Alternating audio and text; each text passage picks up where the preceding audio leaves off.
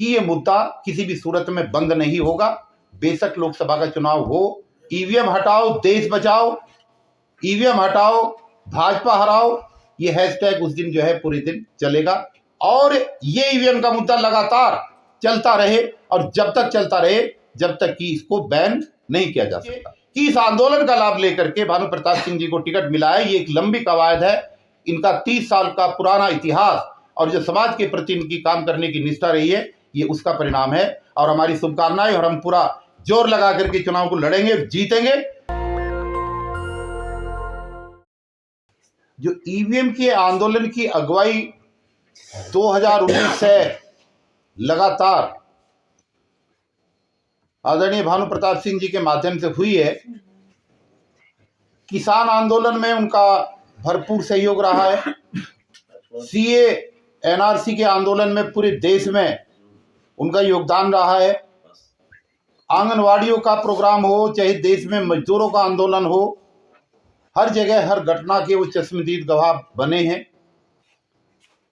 उनके संघर्ष और त्याग और समाज हित के समर्पण को देखते हुए जो समाजवादी पार्टी के राष्ट्रीय अध्यक्ष आदरणीय अखिलेश यादव जी ने मेरठ हापुड़ लोकसभा से भानु प्रताप सिंह को जो प्रत्याशी बनाया है, मैं धन्यवाद करना चाहूंगा समाजवादी पार्टी के राष्ट्रीय अध्यक्ष अखिलेश यादव जी का।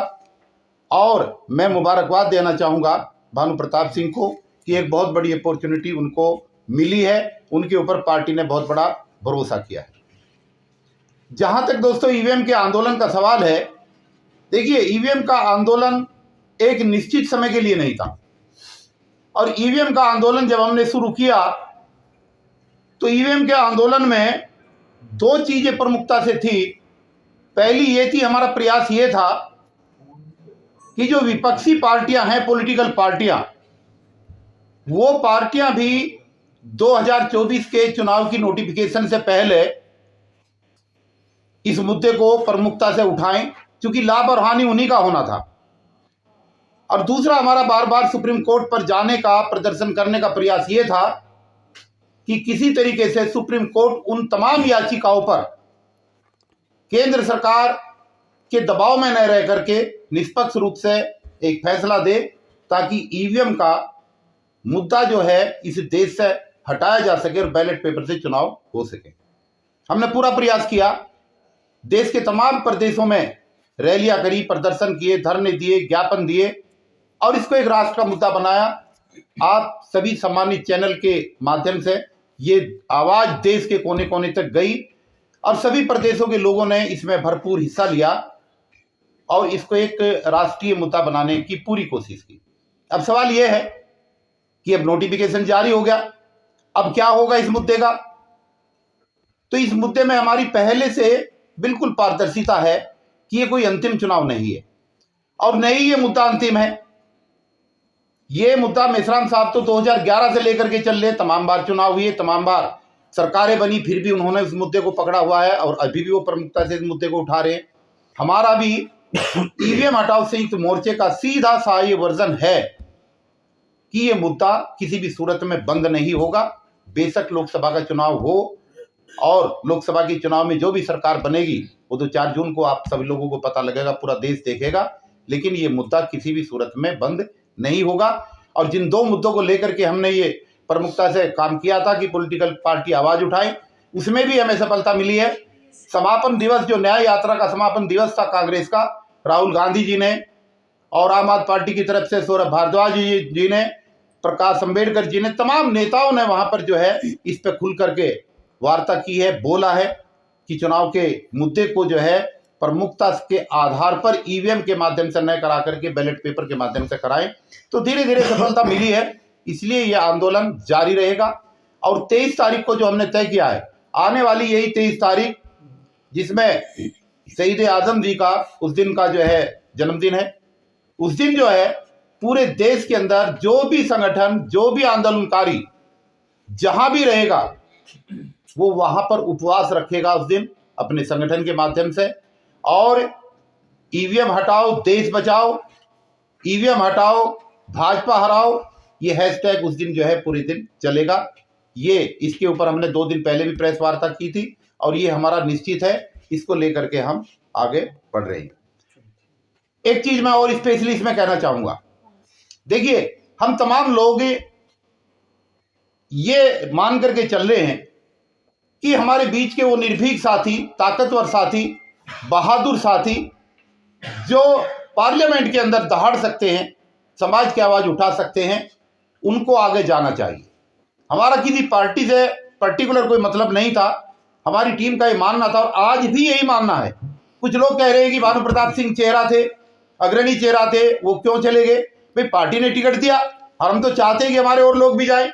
हमारे बीच से जो और भी साथी हमारे कोऑर्डिनेशन कमेटी के मेंबर हैं, चाहे वो महमूद प्राचा साहब हों, चाहे वो राजेंद्र पाल गौतम जी हो, उनको भी पार्टियां टिकट दें, उनको भी अपॉर्चुनिटी मिले। जितने ज़्यादा से ज़्यादा लोग जाएंगे, वो लोग जाने के बाद वहां पर हमारी आवाज उठाएं और ये ईवीएम का मुद्दा लगातार चलता रहे और जब तक चलता रहे जब तक कि इसको बैन नहीं किया जा सकता।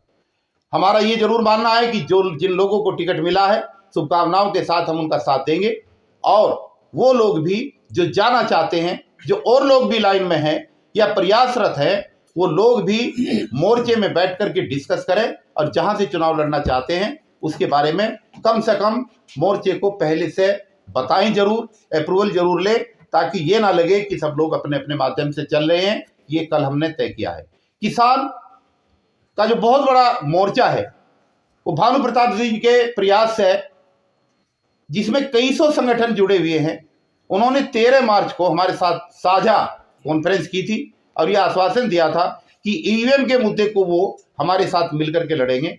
हमारी उनसे भी बात हुई और हमारा उनसे ये निवेदन भी है कि वो अपने उस कमिटमेंट पे, वचनबद्धता पे कायम रहें और ईवीएम हटाओ संयुक्त मोर्चा अपनी बात पर कायम है कि हम लोग दोनों मोर्चे, उनका मोर्चा और हमारा मोर्चा मिलकर के ये इस लड़ाई को लड़ेगा। जो भानु प्रताप सिंह जी को टिकट हुआ है उसका इससे कहीं कोई लिंक नहीं था। ये काफी लंबे समय से प्रयास चल रहा था, 2022 से लगातार प्रयास चल रहा था। 2022 के विधानसभा के चुनाव में समाजवादी पार्टी को राष्ट्रीय जनहित संघर्ष पार्टी ने बिना किसी कंडीशन के पूरे प्रदेश के अंदर समर्थन दिया था, उनके लिए काम किया था, उनको जिताने का प्रयास किया था।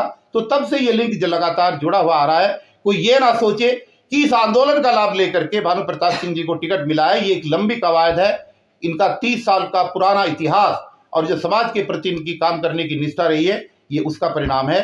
और हमारी शुभकामनाएं, और हम पूरा जोर लगा करके चुनाव को लड़ेंगे, जीतेंगे और भानु प्रताप सिंह के रूप में संसद के अंदर एक ऐसे शेर को भेजने का काम करेंगे जो दलितों की, मुस्लिमों की, पिछड़ों की और तमाम उन साथियों की जो मजलूम साथी हैं जिनकी आवाज कोई नहीं उठाता, उस आवाज को वो उठाएं।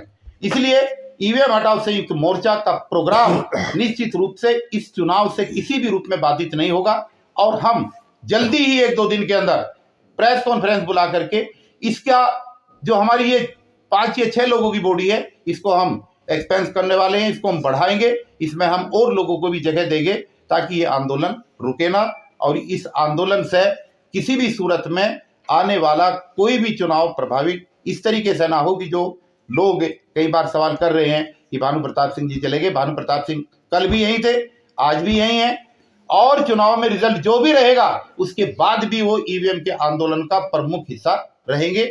ऐसी मैं सब लोगों से अपील करता हूँ। नेशनल दस्तक की आपसे गुजारिश है कि अगर इसको बचाना चाहते हैं तो नेशनल दस्तक को सब्सक्राइब करने के लिए रेड कलर के सब्सक्राइब बटन को दबाएं, फिर बेल आइकन की घंटी दबाएं। नेशनल दस्तक को बचाने के लिए बहुत जरूरी है कि हर खबर को शेयर करें, लाइक करें, कमेंट जरूर करें।